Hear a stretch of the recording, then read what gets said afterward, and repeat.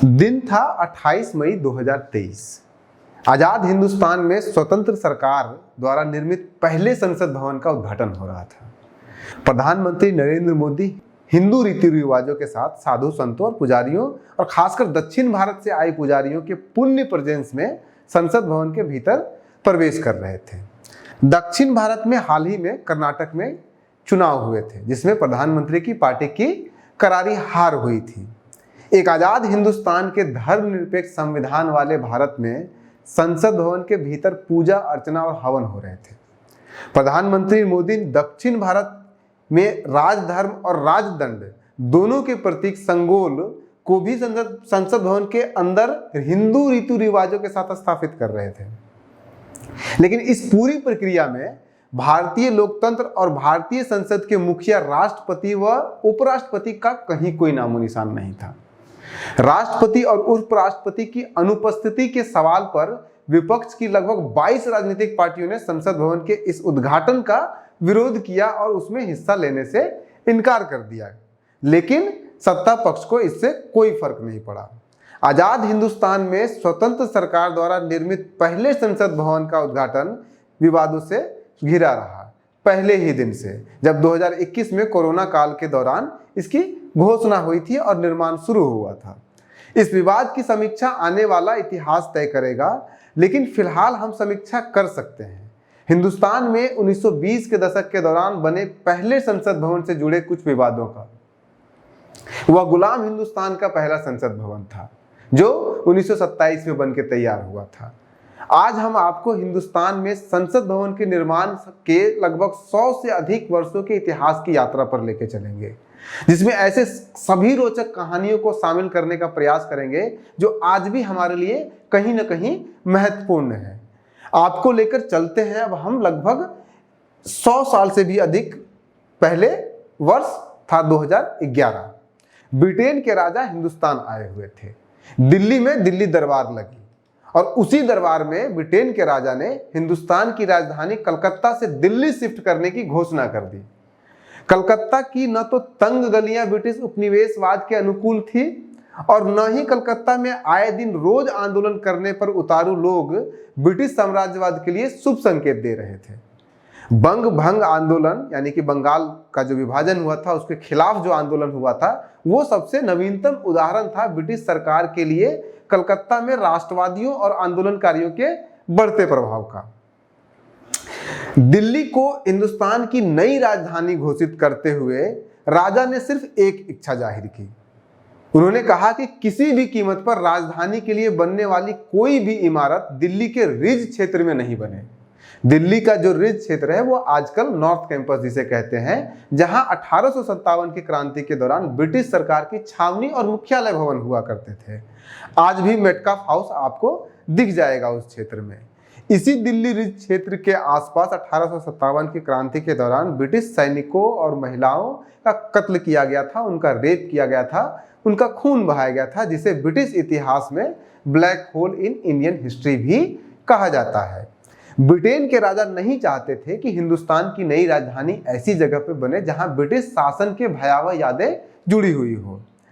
इसी दौरान हिंदुस्तान के वायसराय लॉर्ड हार्डिंग जिस हाथी पर बैठे हुए थे इस कार्यक्रम के दौरान, दिल्ली दरबार के दौरान, उस पर रास बिहारी बोस समेत अन्य क्रांतिकारियों ने बम फेंका। हालांकि हार्डिंग तो उसमें बच गए, लेकिन अब यह पक्का हो गया था कि राजधानी न तो पुरानी दिल्ली में बनेगी जहां पे हार्डिंग के ऊपर हमला हुआ था, और न ही दिल्ली रिज क्षेत्र में जहां पे राजा ने मना किया था। राजधानी के भवनों को यमुना नदी से दूर रखने का भी फैसला लिया गया। अब विकल्प बचा था मध्य दिल्ली, जहां सिर्फ सतपुड़ा के जंगल और कटीली झाड़ियां थी। संभवतः यहीं से जन्म लेता है ग्रीन दिल्ली का कॉन्सेप्ट। उन कटीली झाड़ियों के बीच हिंदुस्तान की नई राजधानी के निर्माण की प्रक्रिया शुरू होती है। दिल्ली दरबार खत्म होने के बाद 3 सदस्य वाले दिल्ली टाउन प्लानिंग कमीशन का गठन किया गया। कमीशन ने 2 वास्तुकारों का नाम फाइनल सूची में जारी किया। एक थे हेनरी वॉन लैनचेस्टर और दूसरे थे एडविन लैंसर लुटियन। इस लुटियन नाम को आप याद रखिएगा, क्योंकि दिल्ली में अगर आप जाएंगे तो लुटियंस के चर्चे और बार बार होते रहेंगे। और इन दोनों नामों में से अंततः लुटियन का नाम फाइनल किया गया इस पूरे निर्माण प्रक्रिया को आगे बढ़ाने के लिए। शुरुआती दौर में निर्माण प्रक्रिया थोड़ी धीरे चली। अभी यह तय ही हुआ था कि भारतीय संसद भवन वायसराय हाउस यानी कि जो आजकल राष्ट्रपति भवन है उसी का हिस्सा होगा, लेकिन उसके पहले ही 1919 में भारत में अधिनियम आया जिसमें यह फैसला लिया गया कि हिंदुस्तान में प्रांतीय चुनाव होंगे। उसका प्रस्ताव पारित हो गया। अब वायसराय और गवर्नर की सिर्फ एग्जीक्यूटिव काउंसिल नहीं बल्कि राज्य से निर्वाचित सदस्य भी भारतीय प्रशासन व्यवस्था का हिस्सा बनने वाले थे।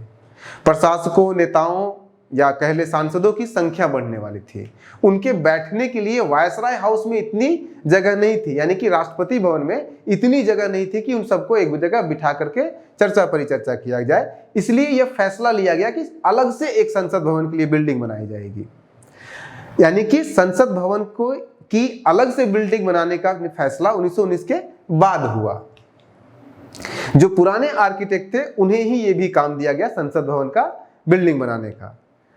अब तक एंड्रिस लुटियंस यानी जिसे हम लुटियंस कहते हैं के दोस्त और दक्षिण अफ्रीका में ब्रिटिश के लिए लगभग सारी इमारतों का निर्माण करने वाले एक रचनाकार हार्वर्ड बेकर वो भी भारत आ चुके थे। ये दोनों दोस्त थे, उन्हें लुटियंस ने ही भारत में बुलाया।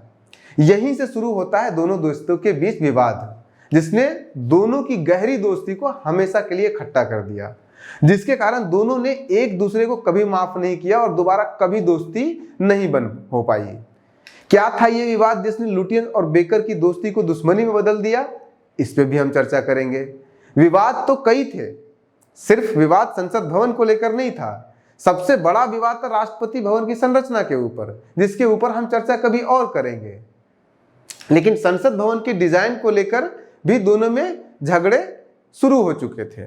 लुटियंस ने संसद भवन के लिए गोल संरचना तैयार किया था, हार्वर्ड बेकर ने त्रिकोणीय संरचना तैयार किया था। इस त्रिकोणीय संरचना को याद रखिएगा क्योंकि वर्तमान जो नवनिर्मित संसद भवन है उसकी भी संरचना त्रिकोणीय ही है।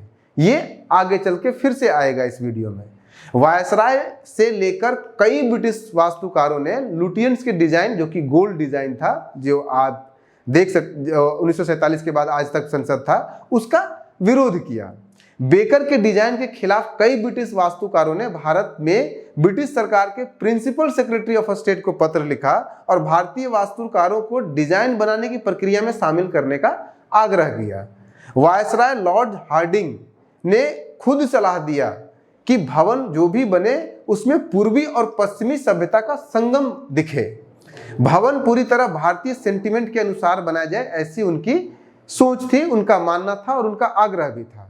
इस तरह ज्यादातर लोगों का मानना था कि भारतीय संसद की वास्तुकला में भारतीयता की झलक अधिक से अधिक होनी चाहिए, जो कि बेकर के डिजाइन में उन्हें नहीं दिख रहा था। जबकि लुटियन के गोल्ड डिजाइन में उन्हें हिंदू धर्म के मंदिर से लेकर बौद्ध धर्म के स्तूप की जो गोल्ड डिजाइन होती है वो झलक रही थी और उसके साथ साथ मुगल वास्तुकला भी उन्हें दिख रही थी।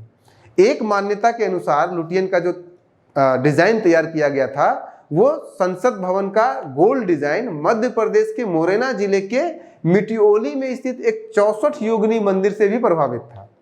हालांकि किसी ब्रिटिश वास्तुकार ने कभी इस बात की पुष्टि नहीं की थी।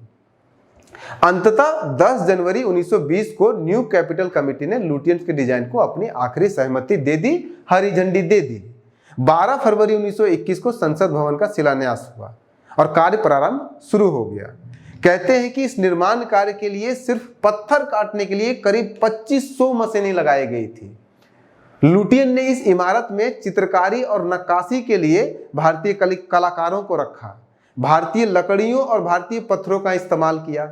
यहाँ तक कि कालीन और चादर वो भी भारतीय थे, उन्हें कश्मीर तक से लाया गया।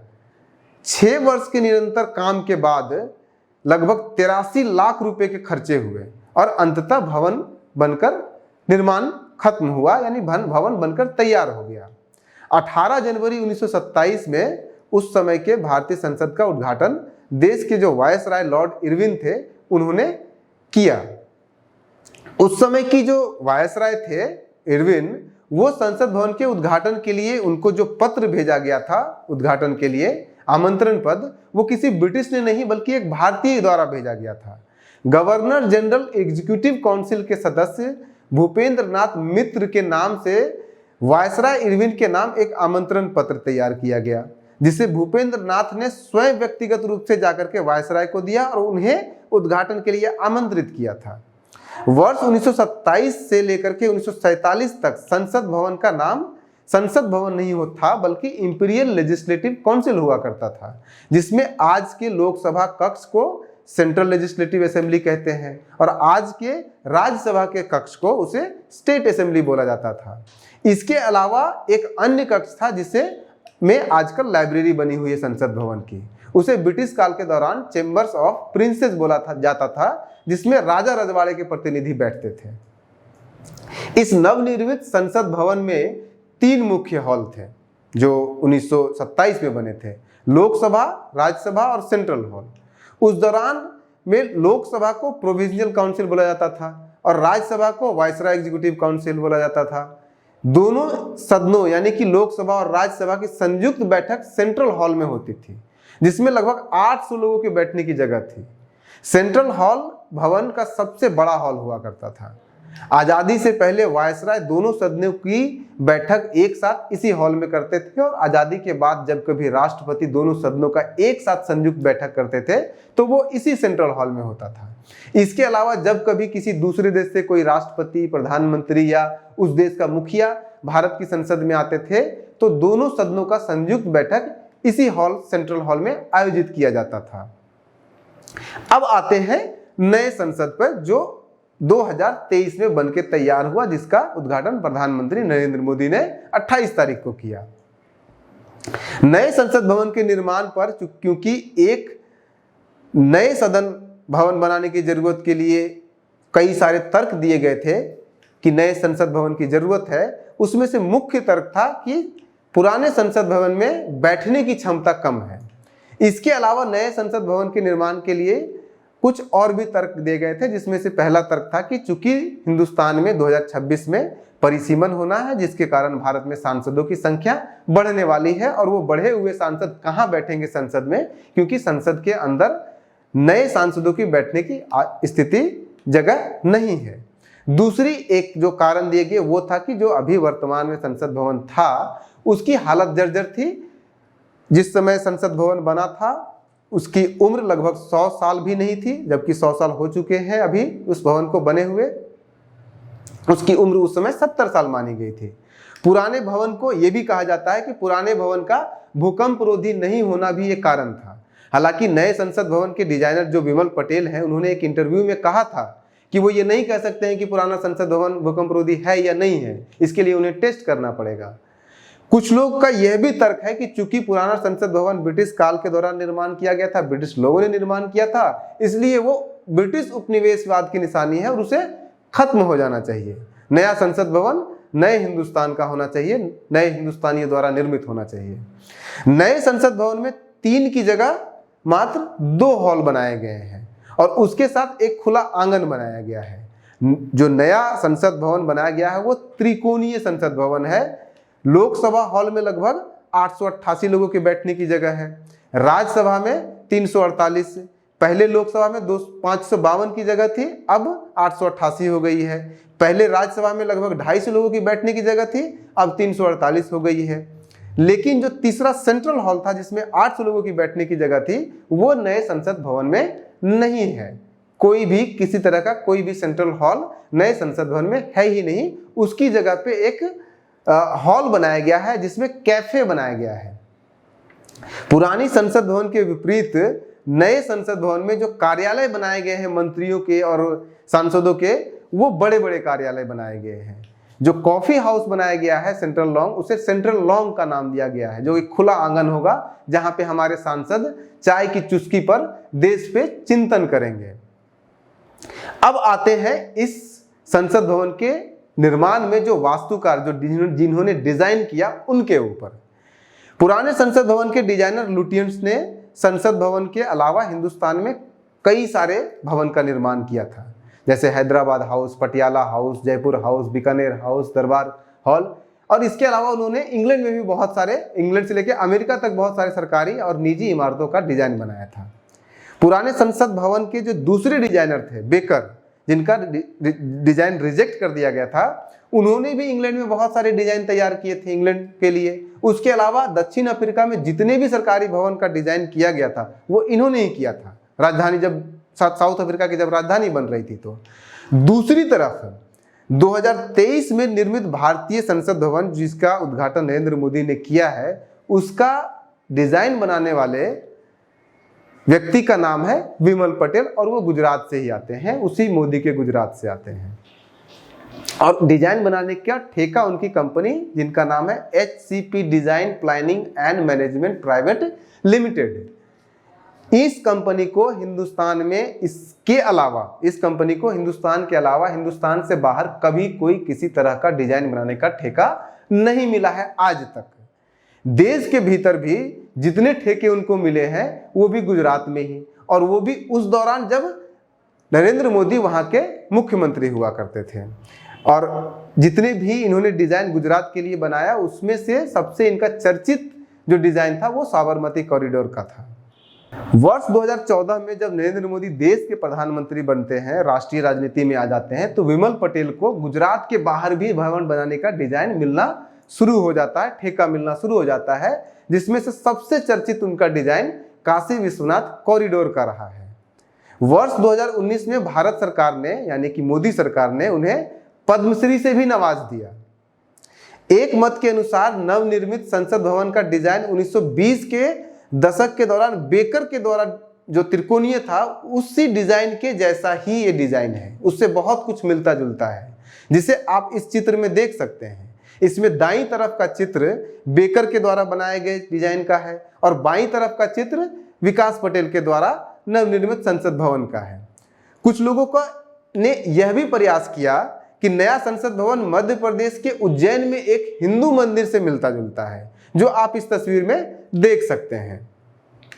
आखिरी फैसला आपको करना है कि कौन सा डिजाइन किससे मिलता है और किसने किसको कॉपी किया है। हमारा काम आपको, आप तक इस विषय से संबंधित जितने भी विभिन्न पहलू हो सकते थे उससे रूबरू कराना था। फिलहाल विमल पटेल द्वारा डिजाइन किया गया 922 करोड़ का लागत से बना देश का नया संसद भवन तैयार है। विमल पटेल को सिर्फ संसद भवन का डिजाइन करने का ठेका नहीं मिला है, उनको बहुत बड़ा ठेका मिला है। संसद भवन के आसपास बहुत सारे भवन को तोड़कर, जिसमें नेशनल म्यूजियम का भवन है और भी बहुत सारे भवन हैं, उनको तोड़कर नए भवन का निर्माण भी किया जाएगा। राष्ट्रपति भवन के आसपास कई भवनों की मरम्मत की जाएगी, उसमें बहुत सारे बदलाव किए जाएंगे, बाग बगीचे सब बहुत कुछ बनाया जाएगा उसके आसपास। संसद भवन का ठेका मात्र 776 करोड़ का था, जो बढ़ करके 922 करोड़ का हुआ था, जबकि जो ठेका मिला है पटेल को वो ठेका लगभग 25,000 करोड़ का है, जिसमें साउथ ब्लॉक, नॉर्थ ब्लॉक, ये सब शामिल है उसमें। और इस सारे ठेकों को बड़ा नाम दिया गया है सेंट्रल विस्टा प्रोजेक्ट।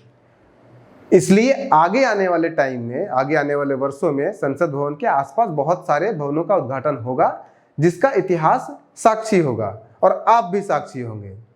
इस तरह की खबरें जो हमने अभी आपको पहुंचाई है, अगर इस तरह की खबरें आप आगे भी देखना चाहते हैं, उससे रूबरू होना चाहते हैं, तो हमारे न्यूज़ हंटर को सब्सक्राइब कीजिए, कमेंट कीजिए, अपने सुझाव दीजिए, हमें बताइए कि किस तरह के विषयों पर हम इस तरह की खबर से बढ़कर कहानियां आप तक पहुंचाएं। हमारे चैनल को सब्सक्राइब कीजिए, हमें प्रोत्साहित कीजिए, ताकि हम ऐसी कहानियां आप तक रोज लाते रहें। बहुत बहुत धन्यवाद।